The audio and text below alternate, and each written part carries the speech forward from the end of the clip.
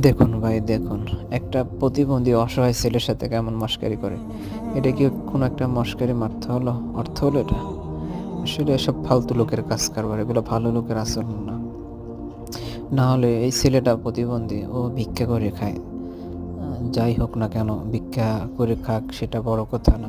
বড় কথা হচ্ছে গিয়ে ও তো একজন অচল মানুষ, ওর তো চলতে হবে, ওর ফ্যামিলি আছে, সব কিছুই আছে। কিন্তু তাই বলে ওর সাথে এইভাবে ঠাট্টা মশকারি, এগুলো কোন ধরনের মশকারি? তো আমার তো মনে হচ্ছে না এটা মশকারি, এটা একেবারে ছোট লোকের কাজ।